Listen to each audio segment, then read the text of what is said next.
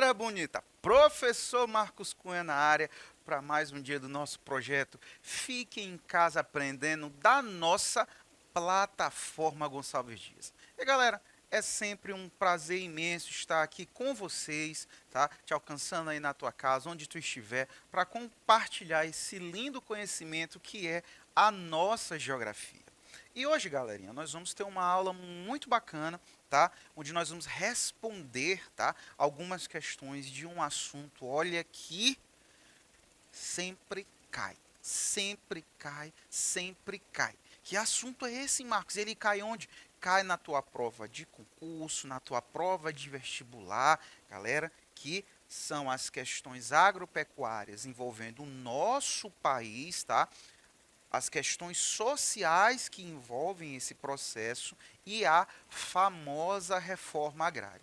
Então é uma aula assim, olha que tu precisa respirar mesmo, sentar, porque essa temática é sucesso.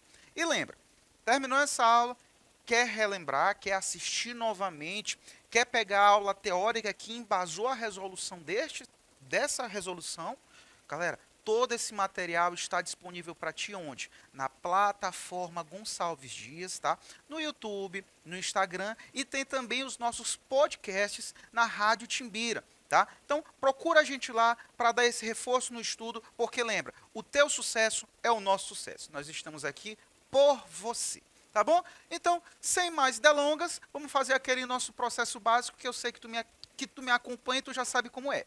A gente, ó, dá aquela respirada, dá aquela oxigenada e agora a gente vai para cima das questões porque vai ser o quê? Sucesso.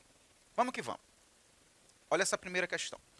A reforma agrária é fruto de um amplo debate no Brasil, desde a década de 1950, né? Reforma agrária aí que chama muita atenção. Sobre a reforma agrária, seus objetivos e aplicação prática no Brasil, identifique a alternativa verdadeira. Aí ele vem A, B, C. Antes da gente ir para as questões, eu quero te relembrar, fazer um refresh, né, sobre o que é reforma agrária e principalmente vamos aí quebrar algumas ideias errôneas sobre esse processo. Galera, primeiramente falando, reforma agrária é uma política social, tá, que busca dar função social a terras devolutas ou improdutivas. Como assim, Marcos? O que é dar função social? O que é terra devoluta? O que é terra improdutiva? Galera, dar função social é dar a possibilidade de alguém tirar o sustento dessa terra. Tá? Só que eu não vou, o governo que aplica, que é o responsável por aplicar a reforma agrária, ele não vai simplesmente chegar na tua casa, tu tem, por exemplo, uma fazenda, ele não vai chegar simplesmente e tomar a fazenda sem mais nem menos e distribuir entre as pessoas. Não é assim que funciona. Tá? O governo ele vai aplicar a reforma agrária em áreas devolutas. O que são terras, áreas devolutas, Marcos? São propriedades do próprio Estado, tá? Que não tem essa função social, ou seja, estão ali jogadas, né? Ninguém está utilizando elas. Então, tu já vi, então, não é qualquer terra que vai ser pegada. Tá? Ou chamadas propriedades improdutivas. O que é isso? São aquelas terras que aí sim podem ser privadas, mas que só são utilizadas para especulação, por exemplo. Ou seja, elas contribuem, de certa forma, para a desigualdade social. Então são aqueles grandes latifúndios, aquelas grandes propriedades, mas que ninguém produz nada, está lá simplesmente para especular. Então, o governo faz um estudo, né, e aplica a reforma agrária nessas propriedades. Que consiste em quê? Em distribuir essas propriedades em espaços justos para várias famílias, para que essas possam tirar dali o seu sustento. E a consequência disso, tu aplica a justiça social, galera, tá? Então, o objetivo da reforma agrária é promover justiça social utilizando terras devolutas e improdutivas. Uma questão muito importante, que aí tu já precisa estar atento na tua prova, é que muitas vezes se atrela a ideia de reforma agrária como uma solução dos problemas apenas do campo. E não é. A reforma agrária ela é vital para a solução dos problemas de um país como um todo. Por quê, Marcos? Como assim? Mas essa distribuição de terras ela não vai acontecer majoritariamente no espaço rural? Sim. Mas pensa comigo, galera, quando eu distribuo terras no espaço rural, as pessoas conseguem tirar o seu sustento dali, eu promovo a justiça social, essas pessoas, muitas delas, não vão precisar, por exemplo, migrar para as cidades. né? Muitas vezes a migração, o êxodo rural acontece, galera, tá? De forma forçada. Por quê? Porque as pessoas não têm como se sustentar, sobreviver no espaço rural. E aí precisam migrar para o espaço urbano, muitas vezes sem a necessária qualificação, né, profissional, e o próprio espaço urbano não está muitas vezes preparado para receber esse grande contingente de pessoas. E a gente sabe, quando as cidades crescem de maneira irregular, os problemas surgem, né? Nós vamos ter problemas de desmatamento, nós vamos ter problemas aí, principalmente relativos a dejetos que podem aí ser jogados, por exemplo, poluição de rios. Nós temos também um problema social sério. Pessoas que chegam em alguns espaços, né, urbanos e não têm como sobreviver, muitas vezes acabam tendo a possibilidade de cair o quê? Nas atividades ilícitas. Eu tenho um aumento da violência, eu tenho um aumento da prostituição, do tráfico de drogas. Então tu percebe como a reforma agrária pode ajudar na justiça social do campo, mas também minimizando os problemas urbanos, tá certo? Ajudando na problemática urbana. Então a reforma agrária, ela é uma política social de um país como um todo. Não esquece isso, beleza? Agora ficou claro, Marcos, beleza. Uma questão importante, galera, tá? Que agora falando especificamente sobre a reforma agrária no Brasil, ela existe um órgão governamental responsável pela reforma agrária, que é o INCRA, tá? O Instituto Nacional de Colonização e Reforma Agrária. Esse órgão é o responsável, é um órgão federal, responsável por desenvolver estudos para a aplicação da reforma agrária. Só que, no Brasil, galera, a reforma agrária ela tem dificuldades de aplicação prática. Por quê, Marcos? Lembra da nossa aulinha que nós falamos que no desenvolvimento histórico do Brasil, a concentração de terras ela sempre esteve ali atrelada, né? As elites agropecuárias se desenvolveram junto com a história do nosso país. Então nós temos, quer queira, quer não, hoje a galera, o pessoal que concentra terras na sua mão, concentra também o poder político e social e econômico, né? Social e econômico. Então, acabam dificultando a aplicação prática da reforma agrária, tá certo? Hoje no Brasil a reforma agrária ela tem uma problemática séria de ser aplicada, porque quem tem terras muitas vezes para serem distribuídas são pessoas poderosas, tá? E nesse contexto, a gente não pode deixar de falar que existe também uma organização não governamental chamada de MST, que é o Movimento dos Trabalhadores Rurais Sem Terra.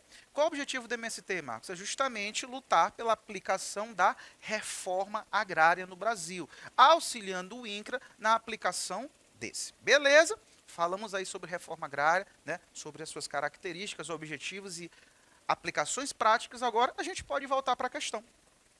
Então vamos lá, tá? A reforma agrária é fruto de um amplo debate no Brasil desde a década de 50 e sobre a reforma agrária, seus objetivos e aplicação prática no Brasil, identifica a alternativa verdadeira. Letra A. Foi implantada com sucesso no Brasil na década de 90 e teve como resultado a igualitária distribuição de terras no Brasil, bem como o fim dos latifúndios. Galera, isso aí está totalmente errado. A reforma agrária não foi aplicada com sucesso no Brasil, para começar, não ocorreu a distribuição igualitária de terras e muito menos o fim dos latifúndios. Nós já falamos que no Brasil uma das grandes problemáticas sociais acerca do campo é a concentração de terras, né? São os latifúndios concentrados na mão de uma pequena parte da população. Tá certo? Não esqueça disso. Então, totalmente errado.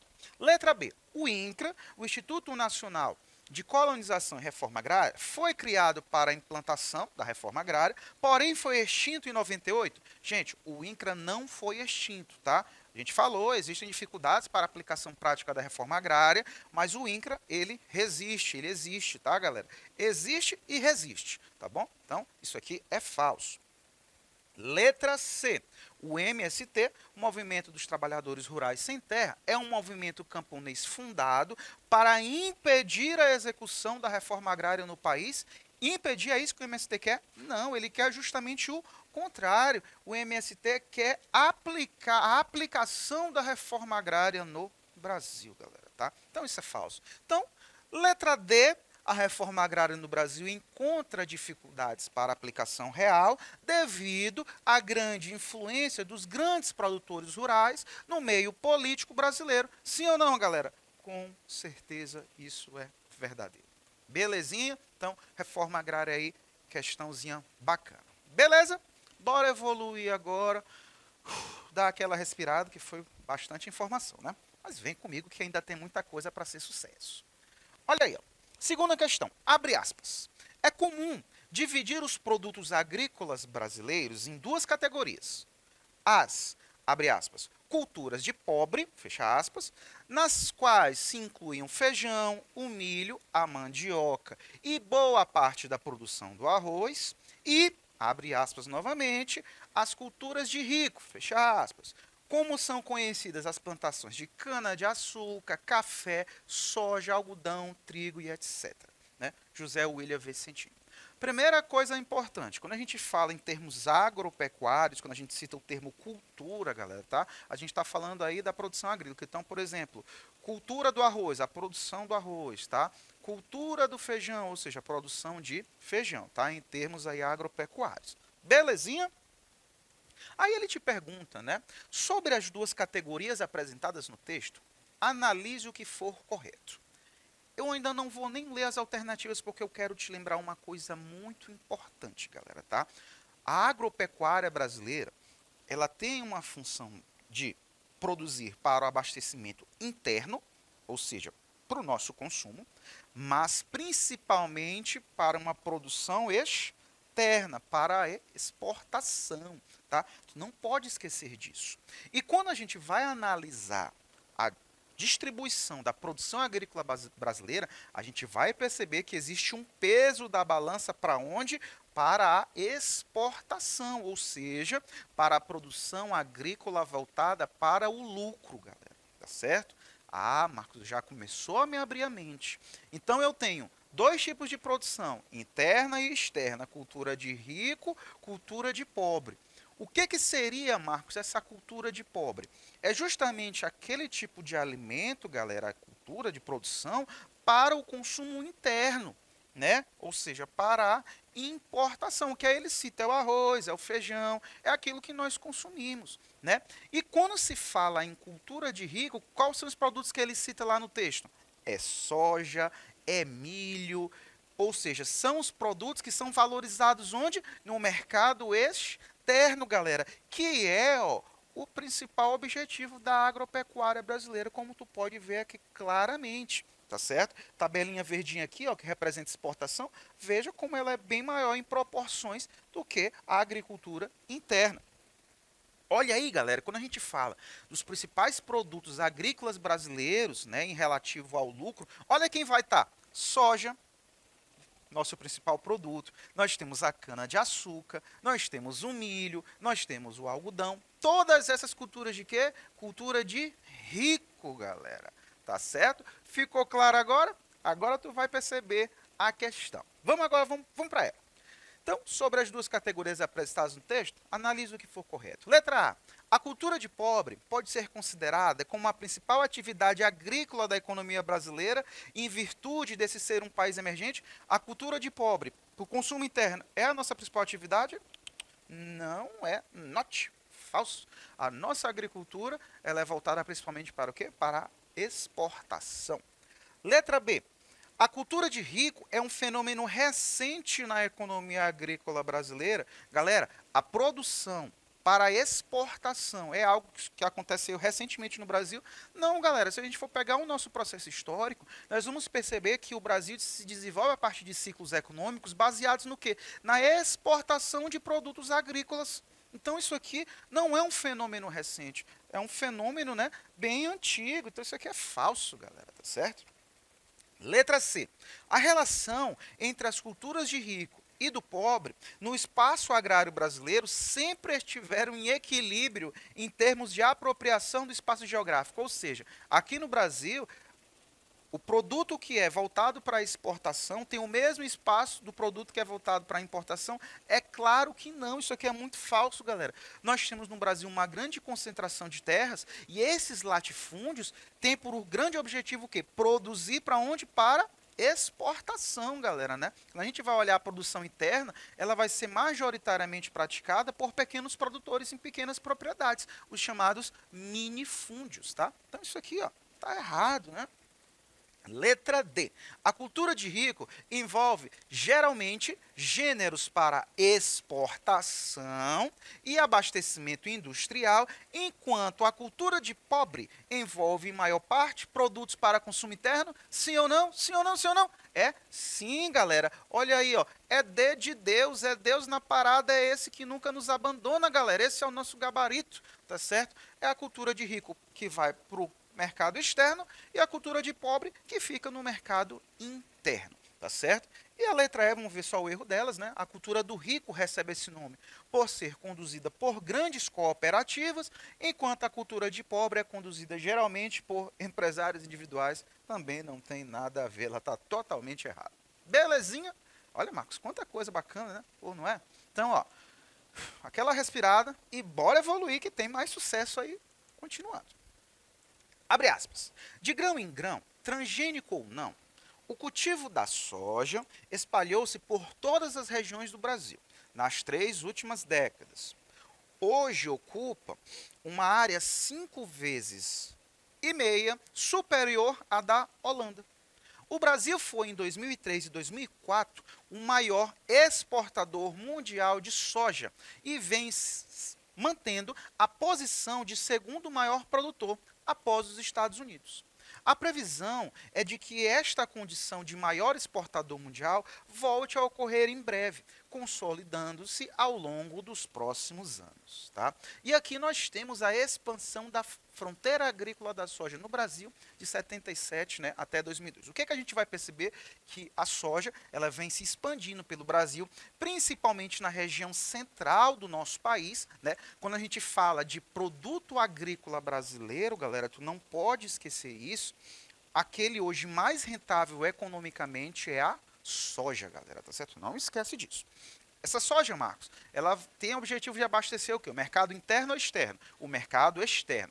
Principalmente a China e parte da União Europeia, tá? Mas principalmente a China, que é o principal parceiro comercial do Brasil, tá? Mas é claro, galera, que a expansão da soja, da fronteira agrícola da soja, ela vai trazer consequências positivas, que é, claro, a movimentação financeira, né? Nós vamos ter aí o desenvolvimento de atividades econômicas que vão gerar emprego, mas nós também temos aí consequências negativas desse processo, tá? Vamos ver aqui. Aí ele te diz, né? O mapa acima representa o avanço da produção de soja no Brasil, cuja principal consequência socioespacial foi: letra A democratização da estrutura fundiária pelo interior do país. Será que ocorreu isso, galera? Nós acabamos de falar na questão anterior, galera.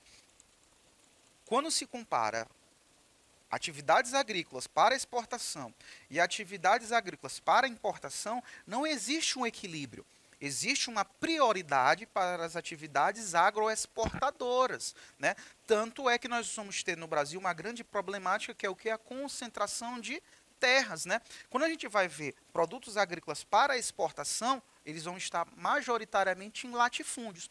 Quando a gente vai ver a produção para o mercado interno, eles vão estar muitas vezes concentrados em quê? Em minifúndios e pequenas propriedades, a policultura, né, a produção de variados produtos aí por pequenos produtores. Então não existe essa democratização da estrutura fundiária do Brasil promovida pela expansão da soja. Letra B. A principal consequência foi a expansão da fronteira agrícola sobre áreas do Cerrado, galera. Será? Gente, muita atenção, tá? Porque essa característica aqui, ela é muito importante. Eu vou até voltar no mapa. Esta área central, galera, tá? O bioma ali que se concentra é justamente o bioma do Cerrado, que hoje é um dos biomas mais degradados do Brasil. E quando a gente fala da degradação das áreas do Cerrado, do Pantanal, elas vão estar diretamente atreladas à expansão das atividades agropastoris. E uma delas é a produção da soja. Já caíram em provas do Enem, galera, perguntando: qual é o principal responsável aí, né, pela expansão da degradação do bioma do Cerrado, galera? É a expansão da atividade agropastoril ligada diretamente à produção de soja ou à produção de pecuária bovina, que visa o quê? Visa o mercado externo, galera. Tá? Então, galera, a terceira questão, a principal consequência da expansão da soja do Brasil foi a expansão da fronteira agrícola sobre as áreas do Cerrado brasileiro, que trouxe por consequência também a degradação ambiental desse bioma. Beleza? Então, galera, nos acompanhe na plataforma Gonçalves Dias para essa e outras aulas. Valeu!